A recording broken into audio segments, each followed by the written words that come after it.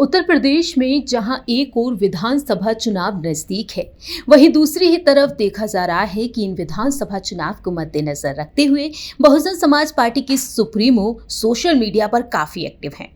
जहां एक ओर वह समय समय पर प्रेस कॉन्फ्रेंस कर रही हैं, रणनीतियां बना रही हैं कि कैसे भी करके उनका गुट है, उनकी जो पार्टी है वह मजबूत हो जाए एक बार फिर से पहले की तरह। वहीं दूसरी ही तरफ मायावती सोशल मुद्दों पर भी बखूबी ध्यान दे रही है। सामाजिक मुद्दों पर ध्यान देते हुए वह सोशल मीडिया पर काफी एक्टिव हैं। अब मायावती ने एक बार फिर से सीजेपी को लेकर, प्रोटेस्ट को लेकर अपनी बात रखी है और विपक्षी दलों पर हमलावर हो गई हैं। तीखा जुबानी हमला उन्होंने बोल दिया है। उन्होंने बिना समाजवादी पार्टी के राष्ट्रीय अध्यक्ष अखिलेश यादव, लोकसभा में नेता प्रतिपक्ष राहुल गांधी का जिक्र करते हुए संकेतों में उनके धरने पर प्रतिक्रिया दी है।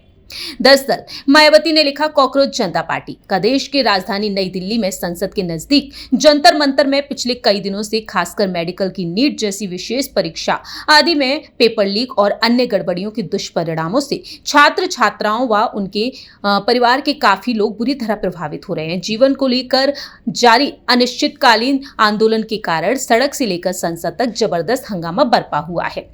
अब इसका राजनीतिकरण करने से यह मुद्दा सरकार के साथ सीधे टकराव का हो गया है।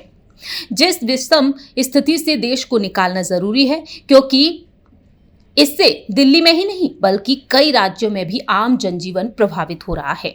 वह लिखती हैं कि वैसे चाहे पूरा देश में अयोध्या श्री राम मंदिर में चढ़ावा चोरी गबन का मामला गर्म है, फिर ऑल इंडिया और राज्यों की परीक्षाओं आदि में पेपर लीक का मुद्दा हो, यह मूलतः भ्रष्टाचार के हर स्तर पर पनपने का ही परिणाम है। मायावती ने लिखा कि इसके साथ ही यह संवैधानिक नैतिकता से जुड़ा मामला है, जिसके अभाव में यह देश को दीमक की तरह खाता चला रहा है। जबकि संविधान निर्माता परम पूज्य बाबा साहेब डॉक्टर भीमराव अंबेडकर ने गुड गवर्नेंस के लिए इस पर खास ध्यान देने की जरूरत पर विशेष दिया है। वह लिखते हैं कि संक्षेप में मेरा यही कहना है कि देश और जनहित से जुड़े वर्तमान टिकट हालात के सौहार्दपूर्ण समाधान के लिए सरकार, माननीय कोर्ट जैसी संवैधानिक संस्थाओं को अपनी पूर्ण भूमिका निभाने की पहल करनी चाहिए, तो ये बेहतर होगा।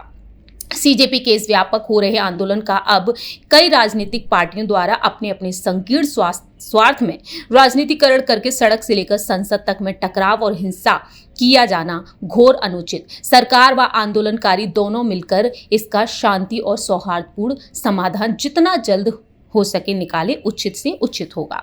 तो फिलहाल मायावती ने ये बातें लिखी हैं। मायावती ने छात्रों के समर्थन में ये बात लिखी है कि कैसे भी करके जल्द से जल्द लोग इसके समर्थन में आए और केंद्र सरकार इस पर एक उचित पैच। मायावती ने इस पोस्ट के जरिए अब केंद्र सरकार से भी मांग कर दी है, तो वहीं वह डंके की चोट पर अपनी बात रखती हुई नजर आई। तो आप क्या कहेंगे मायावती के इस पोस्ट पर? कमेंट सेक्शन में आप भी अपनी राय रख सकते हैं।